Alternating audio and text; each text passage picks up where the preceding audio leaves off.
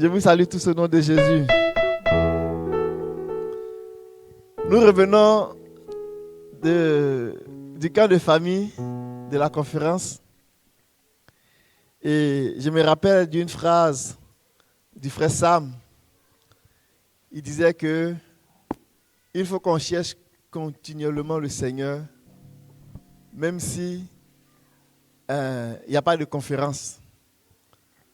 C'est-à-dire que avant d'aller à la conférence, on avait la conscience que il faut qu'on cherche le Seigneur parce qu'il y a un grand rendez-vous. Mais il nous a fait comprendre que rechercher le Seigneur, là, ce n'est pas un événement précis qui doit nous conduire à ça. Mais rechercher le Seigneur doit être quelque chose de continuel. Amen. Rechercher le Seigneur doit être quelque chose de tous les jours. Avec ou sans événement. Avec ou sans programme. Avec ou sans conférence. Amen. Et je voulais saisir ce point-là pour apporter une exhortation, un encouragement dans la pensée de ce qui nous a été partagé par le frère Sam et éventuellement par le frère Richard. Mais on ne peut pas résumer tout ça en un seul message parce qu'il y a tellement de choses à dire. Amen. Et ce matin, selon que l'Esprit va me conduire, je vais aller dans un sens et je pense que dans la direction de ce matin, je me réjouissais de ce que il y avait des éléments qui venaient confirmer ce que j'avais sur le cœur. Amen. Amen. Donc, nous allons prendre notre texte de référence dans le livre de Sophonie, le chapitre 3. Mais je vais vous inviter à considérer les versets qui sont un peu plus bas. C'est bon, frère Bossé? Ok. Sophonie. Est-ce que vous me suivez? Je sais que ça n'a pas été une semaine facile. Il fallait récupérer de ce long voyage. Mais le Seigneur est notre force. Amen. Alléluia. Le Seigneur est notre force. Et notre grand frère Paul disait, je puis tout par celui qui me fortifie. Ce n'est pas seulement des paroles, mais des paroles vivantes. Amen. Dans Sophonie, chapitre 3, à partir du verset, je vais lire à partir du verset 12. Ou bien on va peut-être lire à partir du verset 9 jusqu'au verset 17. Amen. Sophonie chapitre 3, verset 9 à 17. Vas-y, s'il te plaît. Alors je donnerai au peuple des lèvres pures, afin qu'ils invoquent tous le nom de l'Éternel pour le servir d'un commun accord. Au-delà des fleuves de l'Éthiopie, mes adorateurs, mes dispersés, m'apporteront des offrandes. En ce jour-là, tu n'auras plus à rougir de toutes tes actions par lesquelles tu as péché contre moi, car alors j'ôterai du milieu de toi ceux qui triomphaient avec arrogance, et tu ne t'enorgueilliras plus sur ma montagne sainte. Je laisserai au milieu de toi un peuple humble et petit, il trouvera son refuge dans le nom de l'Éternel. Le reste d'Israël ne commettra point d'iniquité, il ne dira point de mensonge, il ne se trouvera pas dans leur bouche une langue trompeuse. Mais ils paîtront et se reposeront, et personne ne les troublera. Pousse des cris, pousse des cris de joie, fille de Sion, pousse des cris d'allégresse, Israël. Réjouis-toi et triomphe de tout ton cœur, fille de Jérusalem. L'Éternel a détourné tes châtiments, et il a éloigné ton ennemi. Le roi d'Israël, l'Éternel est au milieu de toi. Tu n'auras plus de malheur à éprouver. En ce jour-là, on dira à Israël, ne crains rien. Sion, que ta main ne s'affaiblisse pas. Amen.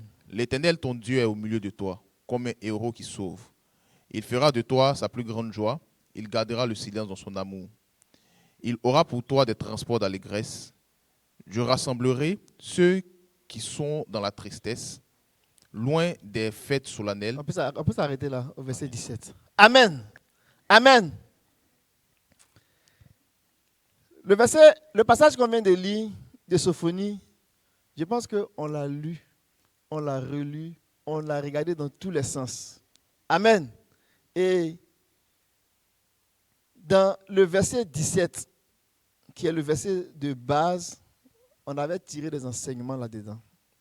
Mais je vais l'emmener d'une façon, je ne sais pas comment je vais exprimer le thème là, mais d'une façon assez simple, structurée de façon simple, pour que vous puissiez suivre mon cheminement de ce matin. Le frère Sam a évoqué 13 points. J'ai pris le temps de les écrire et en lisant ces 13 points, quand on va le lire tantôt, ça nous fait comprendre l'environnement de la présence de Dieu. Pourquoi l'environnement de la présence de Dieu doit être quelque chose sur lequel nous devons porter une attention particulière? Allons-y dans le verset 17. Il dit, l'Éternel, ton Dieu. Amen. Ton Dieu est au milieu de toi. Donc, retenons au milieu de toi. Comme un héros. La deuxième idée. Et la troisième idée, sauveur, salut. Amen. Donc, on a présence, on a héros, vaillant guerrier, puissant guerrier, défenseur, libérateur, sauveur, rédempteur, qui va poser une action pour nous sauver. Amen. Est-ce que vous suivez ces trois mouvements-là? Donc, la présence du Seigneur est traduite par le fait qu'on dit le Seigneur est au milieu.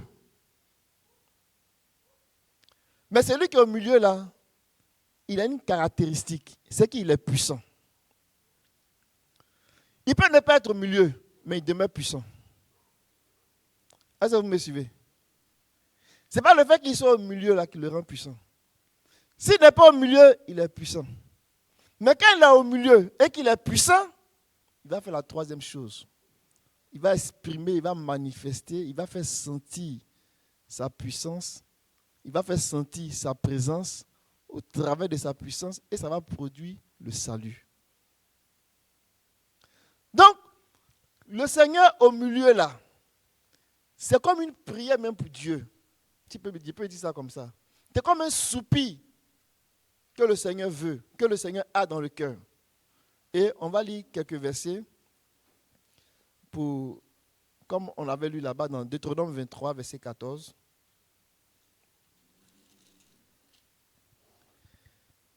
Qui traduit encore cette même pensée-là, qui dit, car l'Éternel ton Dieu, vous voyez, c'est la même expression, hein? C'est le même début, c'est la même pensée. Car l'Éternel ton Dieu, marche au milieu de ton camp pour te protéger, pour livrer tes ennemis devant toi. Ton camp devra donc être saint afin que l'Éternel ne voie chez toi rien d'impur qui ne se détourne point de lui. Et qui ne se détourne point de lui. Donc, le Seigneur, ton Dieu, il est au milieu de toi. Pour faire quelque chose. Mais il peut ne pas être au milieu de toi. Donc, le Seigneur, ton Dieu, au milieu de toi, là, ce n'est pas un acquis. Pour que Dieu soit au milieu de nous, ce n'est pas automatique. Amen. Amen. On sait que s'il est au milieu de nous, parce qu'il est puissant, son bras va nous sauver. Ça, on le sait. Et la question, c'est, est-ce que le Seigneur peut ne pas être au milieu de nous tous les jours? Si la réponse, c'est oui, que le Seigneur peut ne pas être au milieu de nous tous les jours, il faut qu'on se pose la question, qu'est-ce qu'on doit faire pour qu'il soit au milieu de nous tous les jours. Amen. Donc le Seigneur, ton Dieu, est au milieu de toi. Comme un héros puissant, un sauveur puissant, un guerrier vaillant pour te sauver de tes ennemis, afin que tu puisses le servir, mon frère, amen, sans crainte. Alléluia. Alléluia. Et donc, si on veut faire une équation,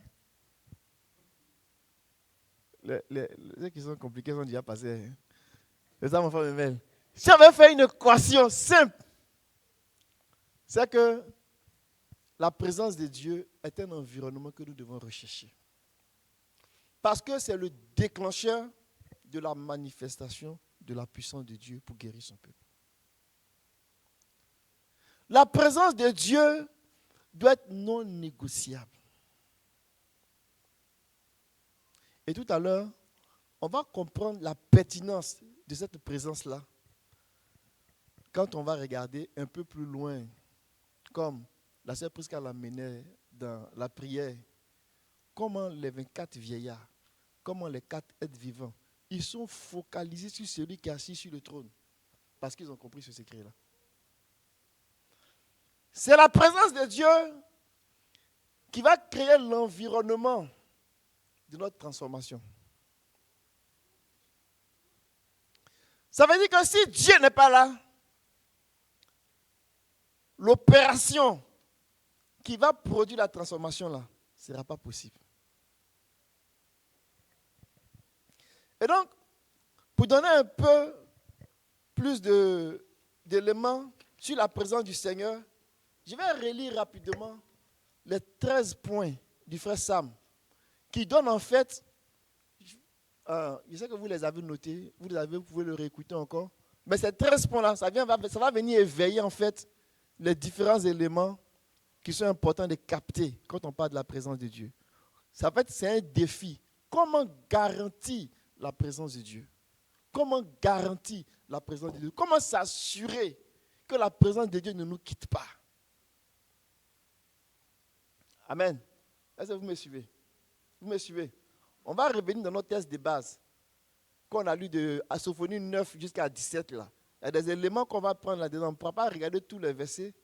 On va prendre des versets pour pouvoir bien comprendre pourquoi on prend cette orientation-là.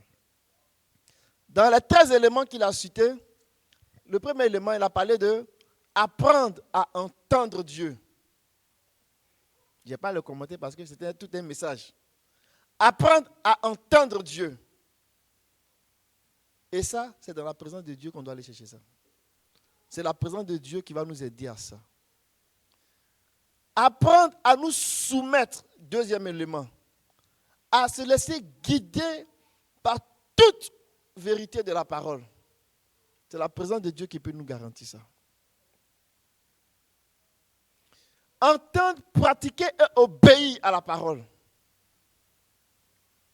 C'est la présence de Dieu qui peut nous garantir ça. Nous devons croire à la parole, quatrième point. Obéir à toutes les instructions de la parole et de l'esprit.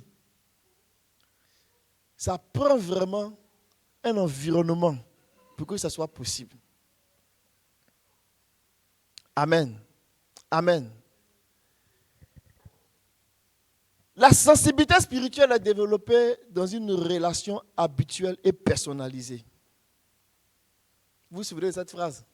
La sensibilité spirituelle est développée dans une relation habituelle et personnalisée. Ça veut dire que les réunions de groupe, là, c'est bien. Mais si individuellement, quelqu'un ne s'approche pas du Seigneur, si individuellement, quelqu'un n'a pas une relation personnelle avec le Seigneur, sa marche sera rendue difficile. C'est pour cela que nous devons nous soumettre à cet environnement-là pour que Dieu fasse son travail dans nos cœurs. Le cinquième point, qui est toujours dans l'esprit de comment garantir la présence de Dieu, parce que garantir la présence de Dieu, c'est créer les conditions pour que El Gibor soit à l'œuvre. Le Dieu puissant, le vaillant guerrier sont en opération. C'est pour cela que pour Israël, ce qui était difficile pour eux, là, c'était comment faire pour que Dieu ne les quitte pas. Aussi longtemps que Dieu est avec eux, par le symbole des lâches, ils ne pouvaient pas perdre une bataille. Donc le défi, c'est vraiment de s'assurer que Dieu est au milieu de nous. Parce que ce n'est pas garanti. Dieu peut ne pas être là. S'il y a des choses qui sont contraires à ce qu'il veut, il peut ne pas être là. Donc, qu'est-ce qu'on fait? Qu'est-ce qu'on doit faire pour garantir la présence de Dieu avec nous? Parce que si la présence de Dieu est garantie, parce que Dieu est puissant, il ne va pas rester inactif. Il va être opérant. Et quand Dieu est opérant, ce qui s'exprime, c'est la délivrance. Amen. 6e point. Apprendre à mourir et à vivre une vie de quelqu'un qui est crucifié.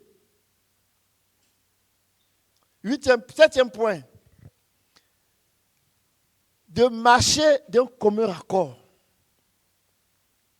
D'apprendre à se supporter et à marcher dans la même direction. 8e point. Garder une conscience pure, un cœur intègre. Développer une conscience pure. 9e point. Se garder d'avoir un cœur qui ne se coule pas. Je me souviens que ma sœur Sandra essayait de traduire ça. Et ce n'était pas facile parce que dans les thèmes qu'il expliquait en anglais, c'est un cœur qui ne se coule pas. Pour traduire le fait que c'est un cœur en fait qui ne se laisse pas contaminer par n'importe quoi, qui est comme protégé. C'est vraiment important. 10e, développer une forte culture de prière, un autel de louange, d'adoration, de jeûne et de méditation de la parole. 11e point, développer une discipline d'une vie sainte, développer la consécration comme un style de vie.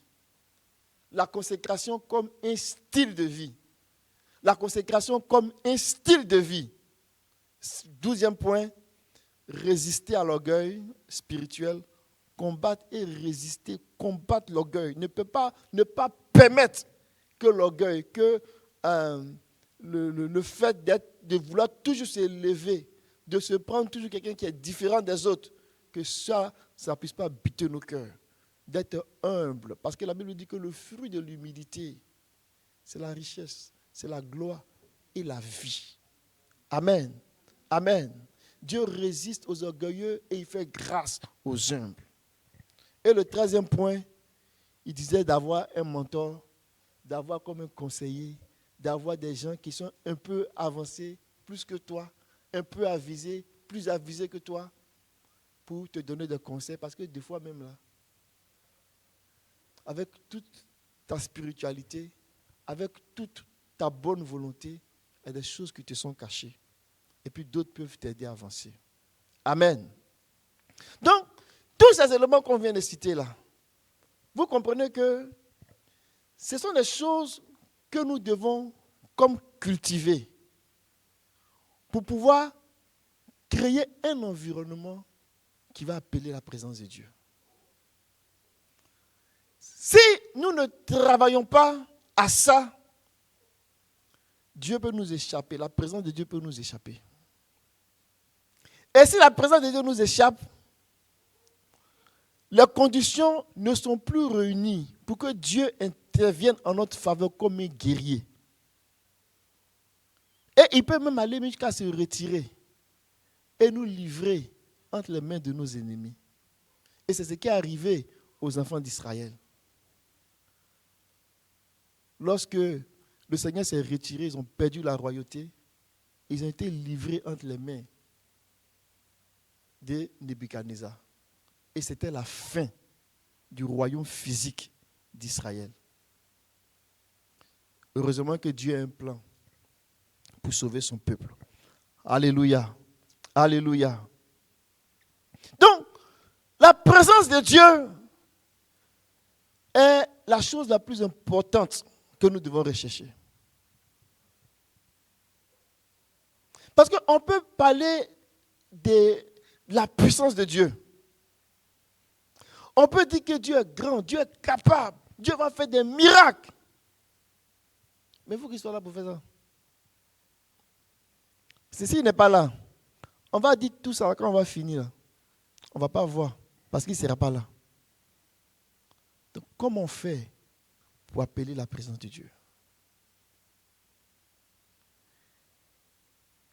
Et c'est là que le sujet de la conférence, Dieu l'a mené comme une prophétie pour nous, comme il a dit, à l'Église du Canada. Mais l'Église du Québec fait partie de l'Église du Canada. Donc, c'est aussi une prophétie pour nous. Et quand on dit que c'est une prophétie pour nous, c'est comme si Dieu veut nous annoncer une chose. Et il dit, l'Éternel, moi, votre Dieu, je suis au milieu de vous. Et je suis un puissant guerrier, un vaillant guerrier, un homme de guerre pour faire la guerre contre vos ennemis. Et de cette façon-là, vous serez totalement délivrés. Jusqu'à même de votre dernier ennemi qui est la mort. Quand Dieu est là, ce qu'il vient produire là, c'est la délivrance. Allons-y dans Apocalypse chapitre 21. Alléluia. Regardons l'Apocalypse chapitre 21. Suivez-moi bien parce que je vais commencer à accélérer un peu. Pas parce que je suis pressé. Parce que ce que j'ai à dire pour le temps qui va rester là, c'est pas. J'ai à dire des choses un peu plus que le temps qui va rester. Donc, soyez attentifs. Amen. Amen. Apocalypse chapitre 21. Le verset, à partir du verset 1. Puis je vis un nouveau ciel et une nouvelle terre. Car le premier ciel et la première terre avaient disparu et la mer n'était plus. Ce n'est pas la mer physique. La mer n'était plus. On parle des nations. La mer des nations qui trouble la terre et qui empêche la terre d'être en paix. Les royaumes de ce monde qui font des conspirations, qui gouvernent les hommes, qui mettent des hommes dans des situations de pression. Ils valorisent les choses en termes de démocratie, ils font beaucoup de choses. Mais à la fin de la journée, là, les nations sont sous l'emprise des ténèbres. Il y a deux royaumes. Il y a le royaume des ténèbres et il y a le royaume de Dieu. C'est pour cela que quand Dieu va achever son œuvre, en ce moment précis, il va faire disparaître les nations. Ça veut dire que ce n'est pas les hommes comme ça qui vont faire disparaître et puis ils vont rester que nous seuls les chrétiens. Non. Le système des nations en place, dans le monde d'à présent, sera balayé. Parce que le monde d'après qui s'en vient, Dieu va l'épurer. Amen. Et donc, le verset suivant va nous dire que Jean a vu descendre du ciel de près de Dieu la ville sainte, la nouvelle Jérusalem, qui est l'église, préparée comme une épouse et qui s'est parée pour son époux. Maintenant, suivez où je m'en vais par rapport à la présence du Seigneur. Et j'entendis du trône une voix forte qui disait, quand une voix sort du trône, il faut prendre ça très au sérieux. Très, très au sérieux. Pourquoi? Parce que celui qui est assis sur le trône, c'est lui qui dirige toutes les opérations. C'est le Seigneur. Et il entendit une voix, pas seulement une simple voix, mais une voix forte qui sort. Pour venir dire que ce que vous entendez là, c'est comme la voix de Dieu lui-même. Et cette voix qui dit, voici le tabernacle de Dieu. Le tabernacle de Dieu est avec les hommes. le tabernacle de Dieu avec les hommes. Il habitera avec eux. Ils seront son peuple. Dieu lui-même sera avec eux. Regardez qu'est-ce qu'il va faire. Quand Dieu est présent, qu'est-ce qu'il fait? On dit, il essuiera toute larme de leurs yeux. Et la mort ne sera plus. Il n'aura plus ni deuil, ni cri, ni douleur, car les premières choses ont disparu. Ce qui est dit ici là est un tableau dans l'œuvre de la rédemption là. À un point précis, cette écriture là va s'accomplir. Ça veut dire que Dieu sera dans son tabernacle. Le tabernacle de Dieu, c'est un peuple. Le tabernacle de Moïse, dans son image, était fait avec des morceaux de bois, de l'or, de l'airain, avec des mobiliers qu'on connaît. Mais ça annonçait le tabernacle de Dieu. Le tabernacle de Dieu, là, c'est l'homme. Dieu veut habiter dans l'homme. Mais pas n'importe quel homme. L'homme de la nouvelle création. L'homme que Dieu a transformé. L'homme qui est arrivé au point où Dieu dit, voici, j'ai mis en toi toute mon affection. Et donc quand Dieu habite au milieu de son tabernacle, tout autour de lui là, c'est donner la vie. Et c'est ça que cette parole-là dit ici. Donc, la présence de Dieu, ultimement, c'est qu'elle vient faire là. Elle vient nous sauver. Mais elle vient nous délivrer de toute la puissance de la mort. Elle vient nous délivrer de tous nos ennemis.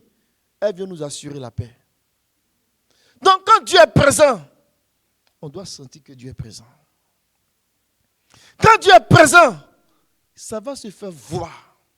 Quand Dieu est présent, ça va se révéler. Ça va se faire, j'ai envie de dire, captivant. Que Dieu nous aide. Que Dieu nous aide.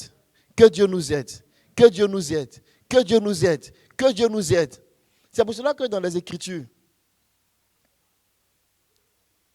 le Seigneur va mettre le focus sur la présence de Dieu, sur sa présence. Il va faire comprendre à l'Église l'importance de sa présence, de comment sa présence est incontournable pour que le travail qui est de construire l'homme à son image et à sa ressemblance là soit possible. Maintenant, je fais le lien avec ceci. Regardez maintenant Sophonie. Je prends quelques bouts de versets. Quand Dieu est présent, la mort ne peut pas être là. Ce n'est pas possible. Donc, on ne cherche pas la présence de Dieu parce qu'on a envie d'écouter les sons de piano. On vient, on écoute, et puis on chante, et puis on est content. On dit, ah, la musique, ça m'a fait du bien. Non. La présence de Dieu, là, ce n'est pas pour jouer piano. La présence de Dieu, là, c'est pour que l'Esprit du Seigneur, l'Esprit de vie qui est en Jésus, soit en action, soit en activité pour extirper de nous la mort et nous délivrer totalement. Donc, l'environnement de la présence de Dieu est un objectif. Mais les instruments, la musique, l'adoration, ça vient créer les conditions pour que la présence de Dieu s'active, se manifeste, soit tangible. Amen. Dans Sophonie 3, regardez ce que Dieu est en train de dire ici.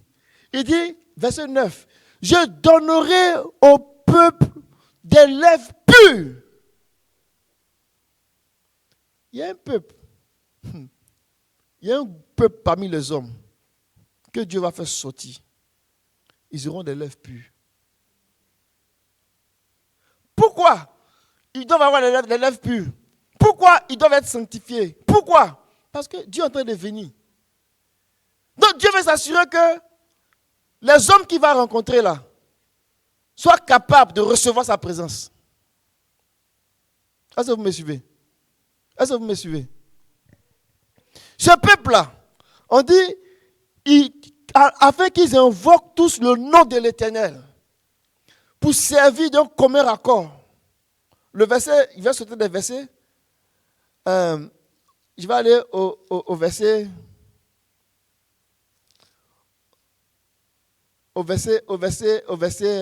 12. Il dit, je laisserai au milieu de toi un peuple humble et petit, qui trouvera son refuge dans le nom de l'Éternel. Un peuple humble, petit, peu nombreux, mais humble dans le sens qu'ils ont le cœur brisé, ils cherchent Dieu. Tout ce qu'ils cherchent à faire là, c'est de voir la gloire de Dieu. Les restes d'Israël ne commettront point d'iniquité. C'est de ce peuple-là qu'il est question. Ce peuple-là, on dit, ne commettra point d'iniquité. Ils ne diront point de mensonges et il ne se trouvera pas dans leur bouche une langue trompeuse. Mais ils paîtront, ils se reposeront et personne ne les troublera. Ici, c'est quand Sophonie est en train de dire. Et là, j'ai fait maintenant un saut. J'ai envie de dire que c'est à partir de là que j'ouvre une porte dans le message. Mais comme c'est une exhortation, je vais fermer ça sans trop développer. Mais la porte que je viens ouvrir ici, là, le peuple duquel on parle ici, de façon prophétique, on est en train de parler du peuple de Dieu qu'on retrouve dans Apocalypse chapitre 14. Est-ce que vous me suivez? J'ai fait un grand saut de Sophonie à Apocalypse chapitre 14. Est-ce que vous me suivez? On vient dire ici que Dieu veut un peuple d'adorateurs. Dieu veut un peuple qui lui appartienne. Dieu veut un peuple qui a des lèvres pures. Et quand on arrive dans le livre d'Apocalypse, on nous parle d'un peuple. Regardez un peu comment le verset est dit. Mon frère Bossé, est-ce que tu peux relire ce verset-là? Verset 13. Apocalypse chapitre 14, verset 13. Apocalypse, Sophonie 3, verset 13 là. Et puis après, on va lire Apocalypse chapitre 14.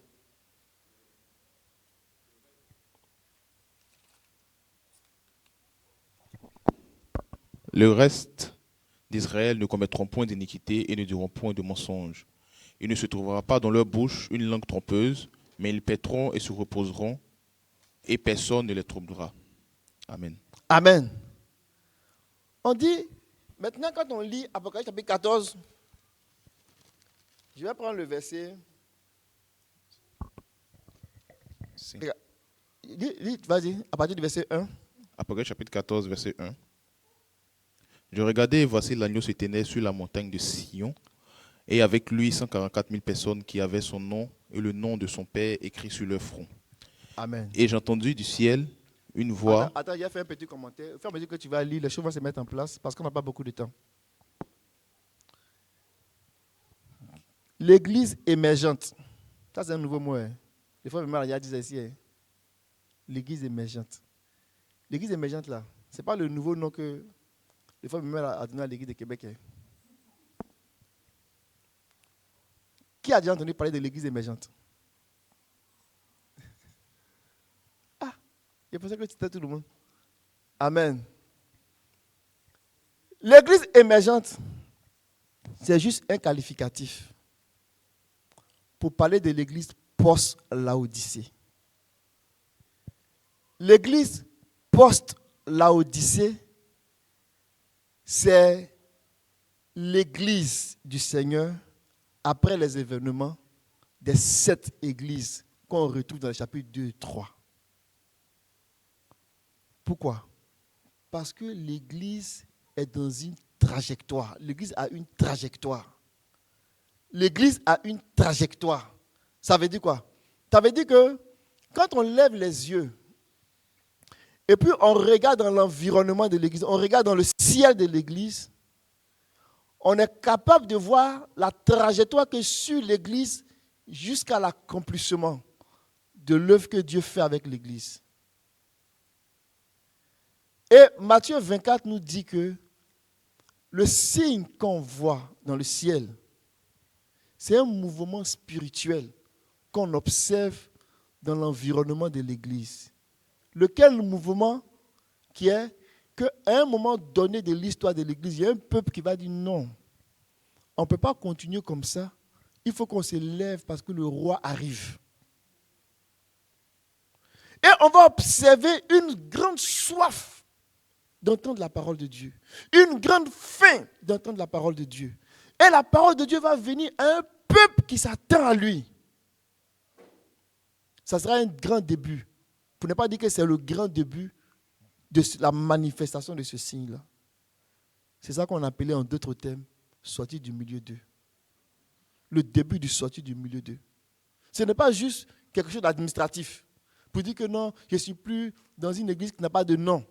Non, c'est un mouvement spirituel qui fait qu'un peuple va sortir de la grande maison, de la grande famille chrétienne, et puis qui va commencer à chercher Dieu de façon inhabituelle. Ça, c'est le premier signe qu'on va observer dans le ciel de l'église. Vous me suivez? Vous me suivez? Donc, quand on parle de trajectoire, là, ça, c'est le premier point qu'on va prendre comme point de départ. Le deuxième point qu'on va observer, ce peuple-là va arriver à un niveau dans sa maturité. C'est Apocalypse 12.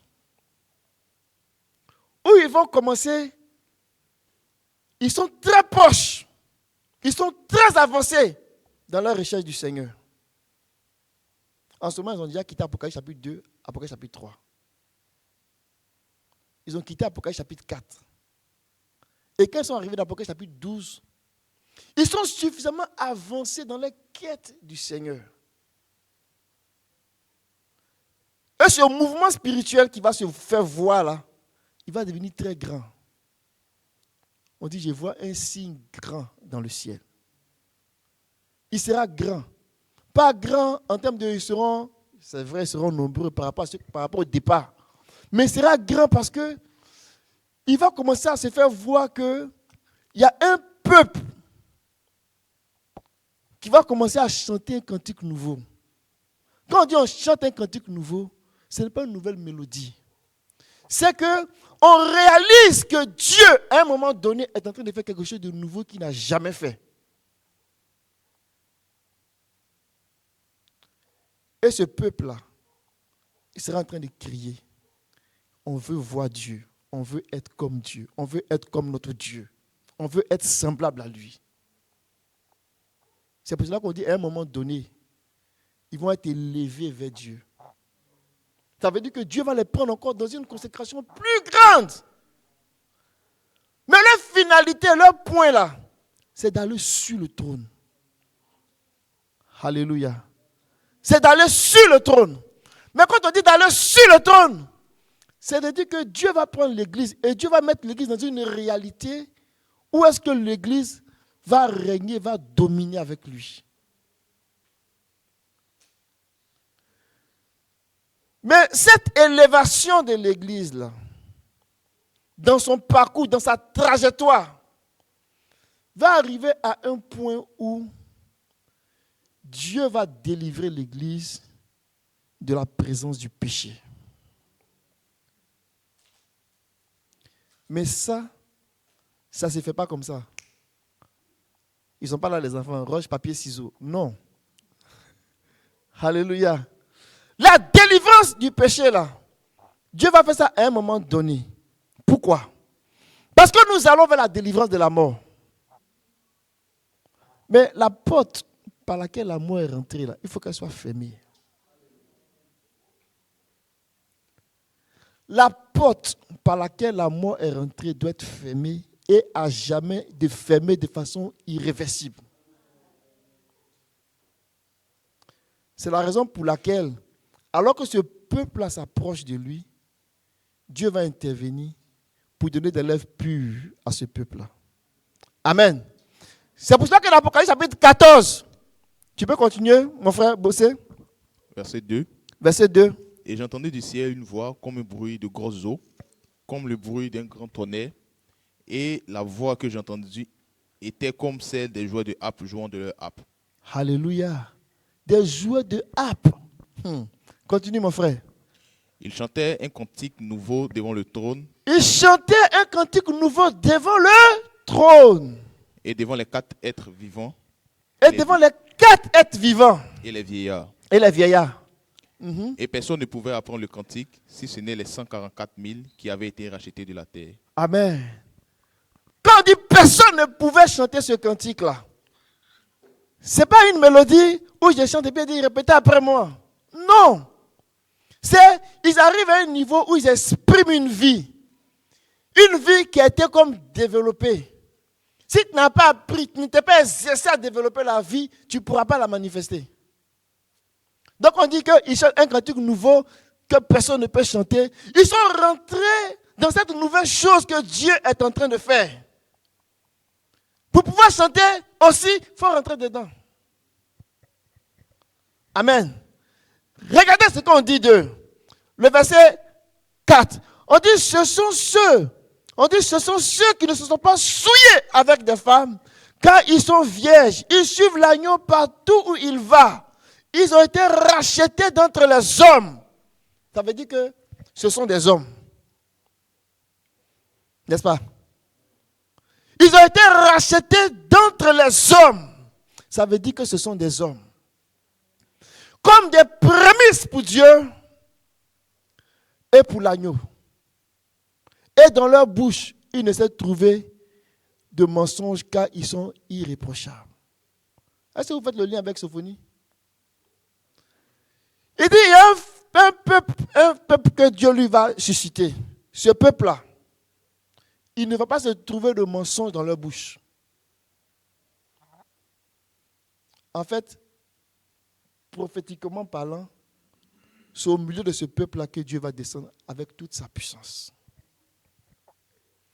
Mes amis, quand nous parlons de la puissance de Dieu, et que nous parlons des dons, et que nous parlons des dons de ministère, les dons de la grâce, la manifestation, ce n'est pas forcément que ce sont des choses seulement à venir dire, ah, Dieu il promet. Non, Dieu il fait maintenant. Dieu guérit maintenant. Dieu transforme maintenant. Dieu libère maintenant. Dieu n'est pas un Dieu de promesses à l'infini. Mais il y a un jour qu'on appelle le jour de sa puissance. Le jour de sa puissance là, ça veut dire qu'il va déployer sa puissance à tel point que il va atteindre le summum de l'expression de sa puissance parmi les hommes.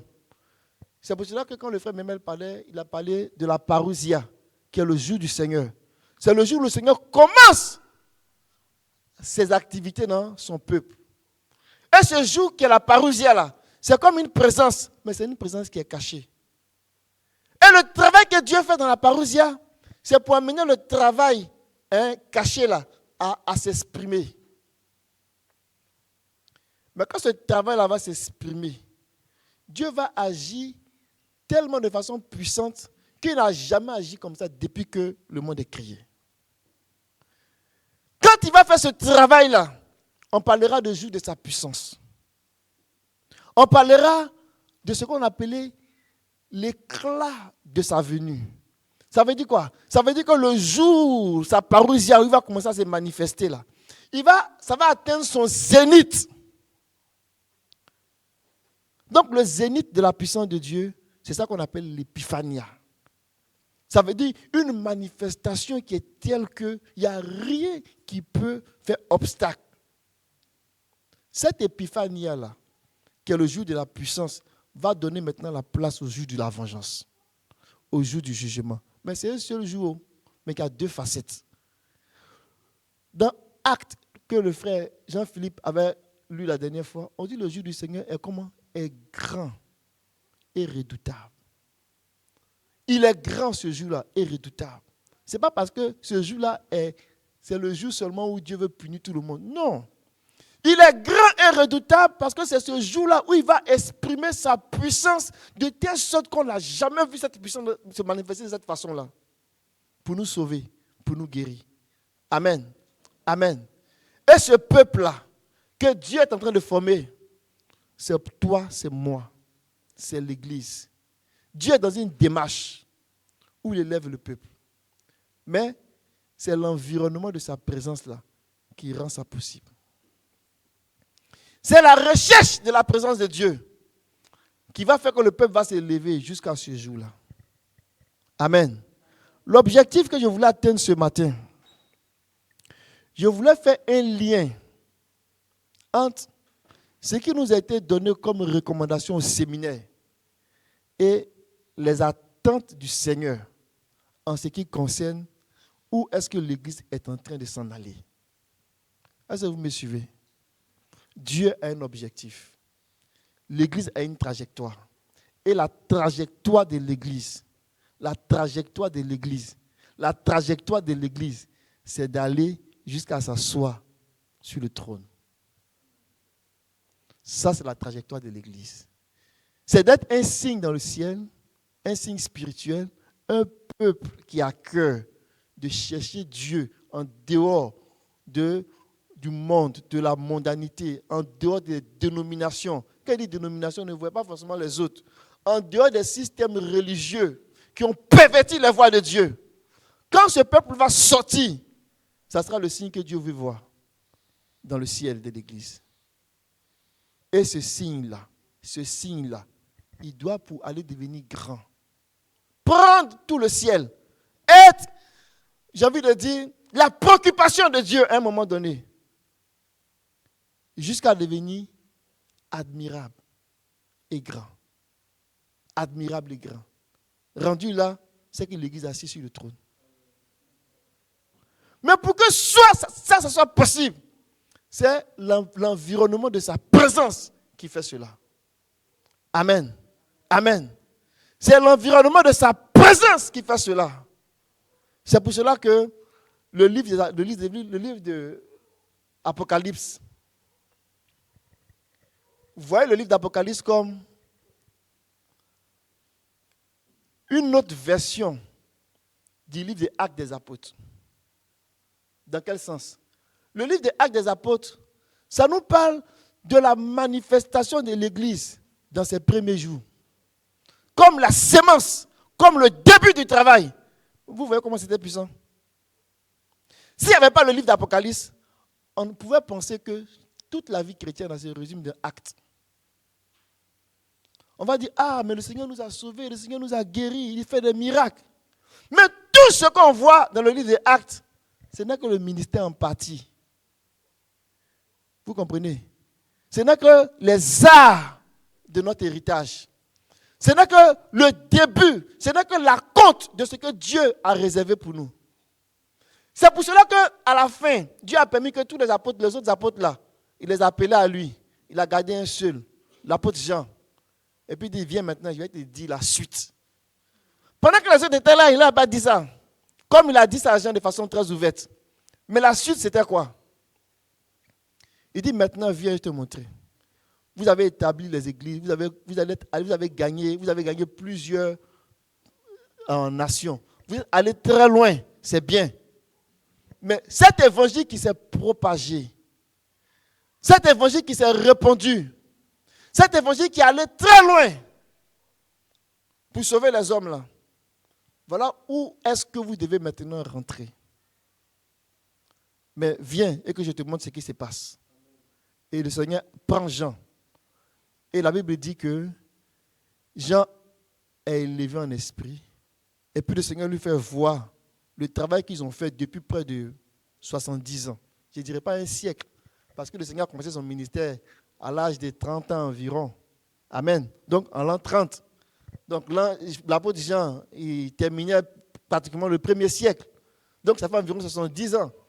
70 ans de ministère de l'église là. Le Seigneur dit, viens, je vais te montrer à quoi ça ressemble. Et il prend Jean et il montre à Jean ce qui se passe. Il dit là, tu vois l'église de Québec, tu vois comment ils sont. Viens. Tu vois l'église de la France, comment ils sont. Tu vois l'église de Paris, comment ils sont. Tu vois l'église de Winnipeg, comment ils sont.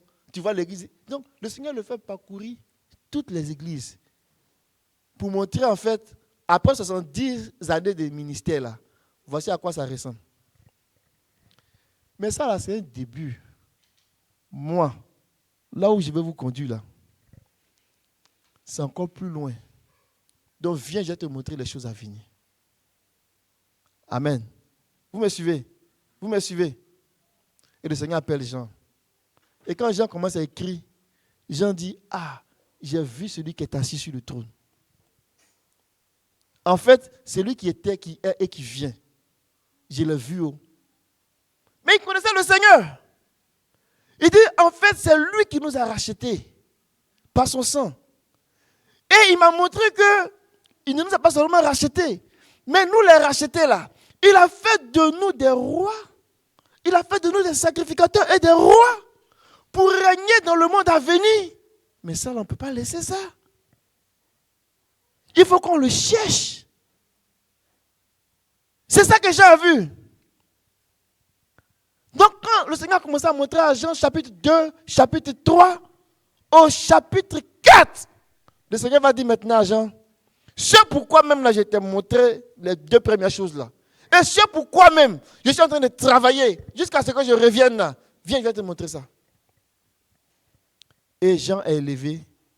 Jean dit, la première voix que j'avais entendue là, comme le son d'une trompette là, cette voix-là m'a dit, monte ici. Et quand il arrive, Dieu montre à Jean l'environnement de sa présence. C'est quoi même sa présence? Et le chapitre 4, le chapitre 5 de la Révélation nous parle en fait de la présence de Dieu. Nous parle en fait du sanctuaire, de la présence de Dieu. Quand on lit ces écrits-là, on a une idée un peu de à quoi Dieu s'attend quand il dit rechercher ma présence. Je vais terminer là-dessus. Vous voyez qu'il y a beaucoup à dire. Mais regardez ce qui va se passer. L'apôtre Jean, il a écrit le livre d'Apocalypse en premier.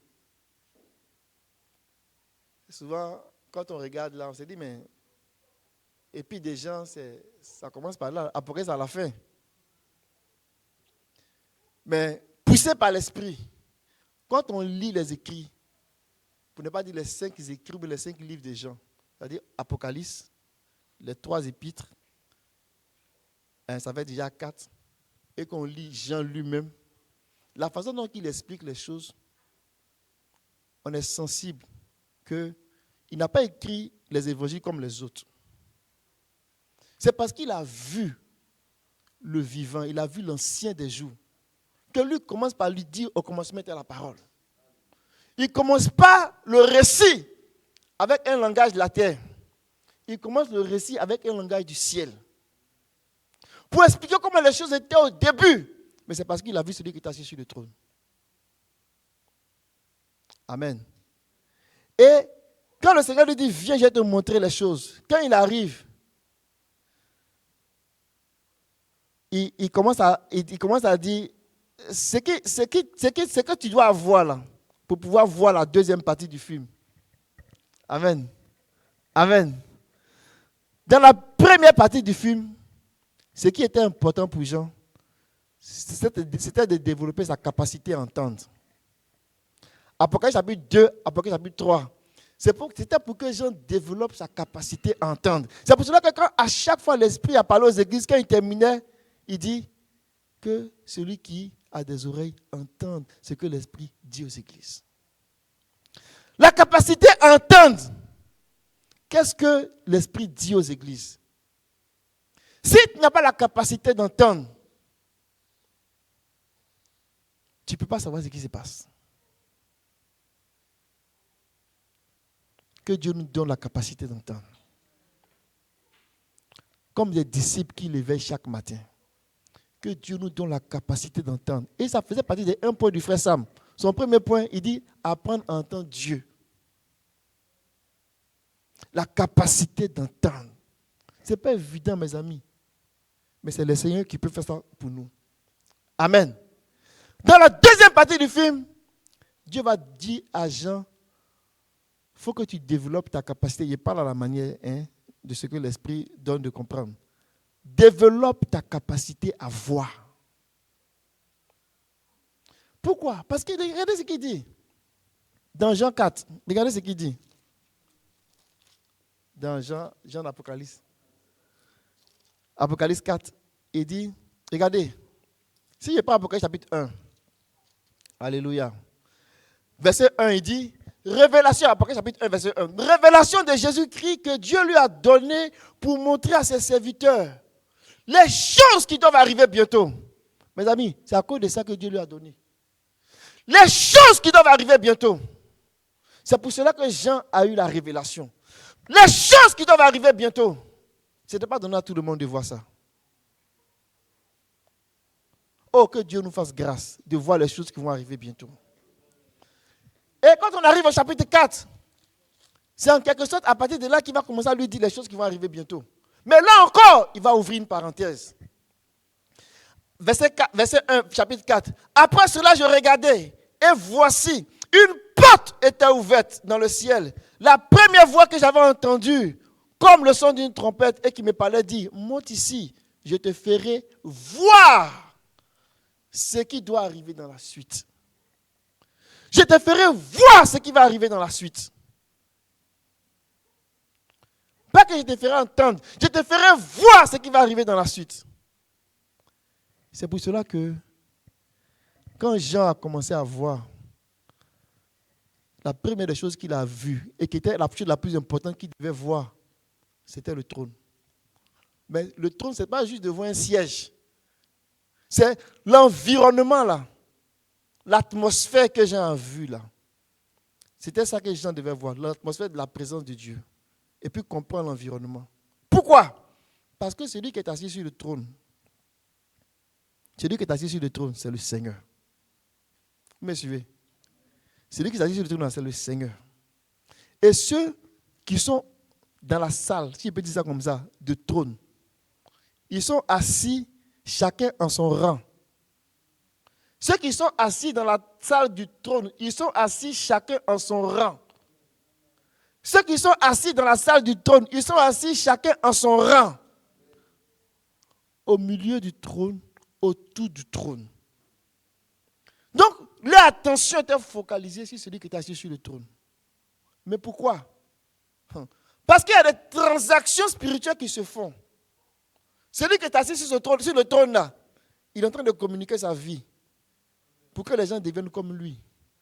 Mais chacun en son rang. Mais ce n'est pas parce que tu es assis quelque part, tu te lèves et puis tu viens, tu dis moi si je vais venir devant. Non! On ne peut pas venir devant comme ça. Chacun en son rang. Il y a deux grands groupes. On peut subdiviser à l'intérieur de deux grands groupes. Il y a ceux qui sont, on va dire, au milieu et autour du trône. Ils forment un groupe.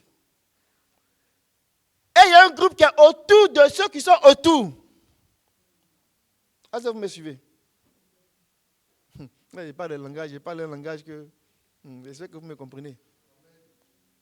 Amen. Le groupe de ceux qui sont au milieu du trône et puis qui sont autour du trône, c'est le groupe des rachetés. Ce sont des hommes. Ils sont plus proches que le groupe de ceux qui sont autour du trône.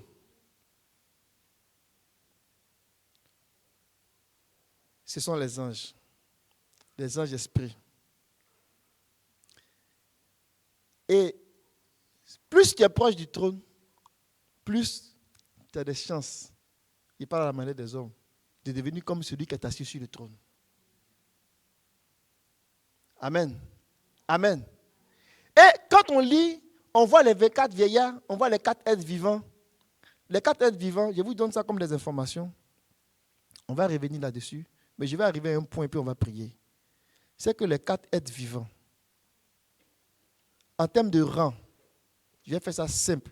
En termes de rang, eux là, ils sont au milieu et autour du trône. Ils sont plus en avance que les 24 vieillards qui sont autour du trône. Mais les deux, ils sont dans la catégorie des rachetés. Pourquoi? Parce qu'il est dit, quand ils adoraient, ils ont dit, tu as fait de nous. Les 24 vieillards et les 4 êtres vivants priaient. Puis ils ont dit, tu as fait de nous. Ils disaient à celui qui est assis sur le trône, tu as fait de nous un peuple de sacrificateurs et de rois. Tu nous as rachetés parmi les hommes. Mais ceux des 4 êtres vivants, ce n'est pas seulement 4 êtres. C'est symbolique. C'est symbolique. Ce sont des gens qui ont appris à vivre dans la présence de Dieu, à développer la culture de la présence de Dieu. Ceux-là, ils se rapprochent du trône. Amen. Et ils vont voir l'agneau. Ils vont voir l'agneau qui, lui, il n'est pas encore assis sur le trône.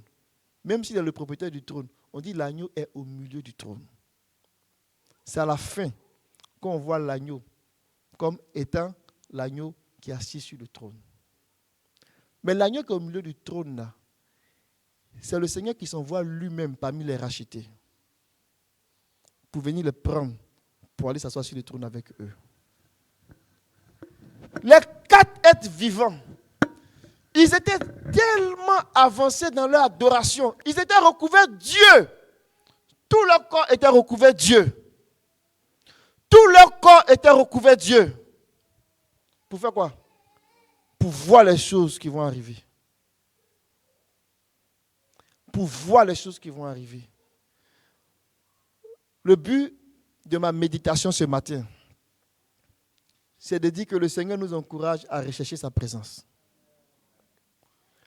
Mais la présence la plus grande que nous devons rechercher, c'est la présence du trône, de la salle du trône. Et c'est pour cela que, à chaque fois quand je me souviens du songe de la sœur Sonia, pas du songe, mais de la vision qu'elle a eue, quand on avait commencé à adorer et qu'on avait vu les 4 anges dans les 4 points cardinaux, c'est venu sonner dans mon esprit. C'est un état dans lequel le peuple se trouve et le peuple est en train d'adorer celui qui est assis sur le trône. Est-ce que vous me suivez? Ce ne sont pas des anges angéliques. Ce sont des anges divins qui sont en train de s'approcher pour obtenir la nature de celui qui est assis sur le trône. Donc, rechercher la présence de Dieu là, c'est rechercher cet environnement là, où celui qui est assis sur le trône, dans les transactions spirituelles, va nous communiquer sa vie. Parce qu'il détient la puissance et il détient toute la plénitude de la puissance et toute la plénitude de la sagesse, qui se traduit par quoi? Par la plénitude du caractère moral et par la plénitude de la domination. C'est ça que nous allons pour chercher. Donc, chercher la présence de Dieu, ce n'est pas juste pour dire, oh, je suis en extase et puis j'ai vu des choses. Non, oui, on a vu des choses, mais c'est pour entrer en communion avec celui qui est assis sur le trône, pour devenir comme lui. Dans notre trajectoire, Église, nous allons pour nous asseoir sur le trône. C'est pour cela qu'à un moment donné, on dit qu'ils sont enlevés vers Dieu et vers son trône. Et vers son trône. Et vers son trône. Que nos yeux soient fixés sur celui qui est assis sur le trône. Alors que nous le regardons, nous devenons comme lui. Et plus nous devenons comme lui, il nous qualifie pour nous asseoir avec lui, pour régner avec lui. Alléluia, alléluia, alléluia. Donc nous revenons de la conférence là. On vient recharger les batteries. Frère Jean-Philippe, c'est maintenant que ça commence. Même si ça a déjà commencé. Alléluia. Pour chercher Dieu encore d'une façon inhabituelle, pour dire, Seigneur, nous voulons ta présence. Nous voulons ta présence. Nous voulons ta présence. Donc, on va s'élever, on va prier le Seigneur. Alléluia. Béni soit ton nom, Seigneur. Alléluia, alléluia, alléluia, alléluia, alléluia, alléluia, alléluia. Seigneur, nous voulons ta présence. Nous voulons être fixés continuellement sur celui qui est assis sur le trône.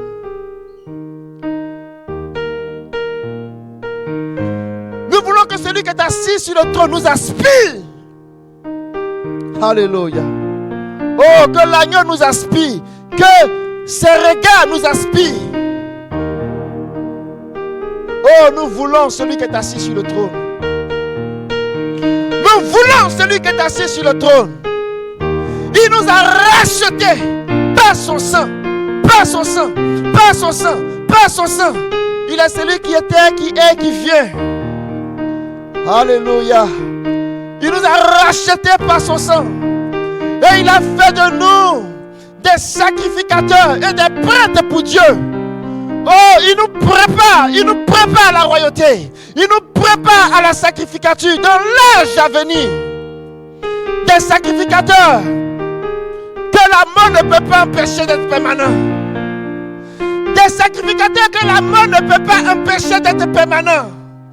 Des sacrificateurs qui auront vécu la mort et on dira d'eux, voici ceux qui sont prêts pour la première résurrection.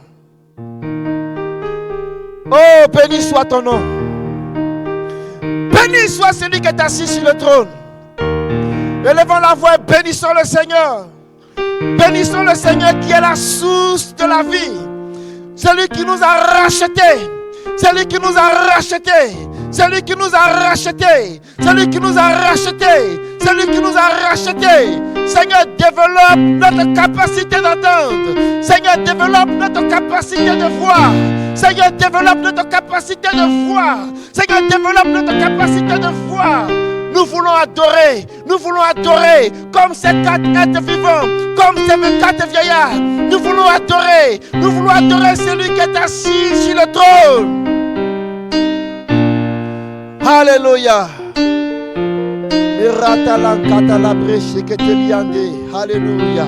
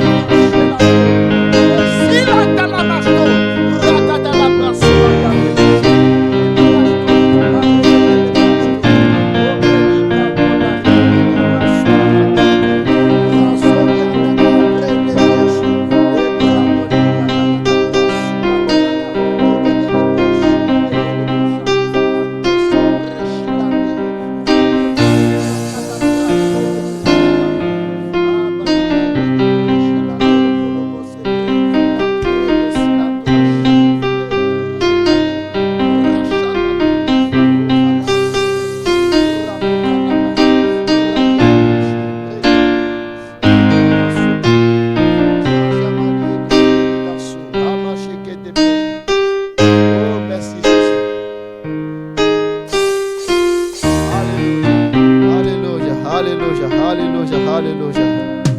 Merci Jésus.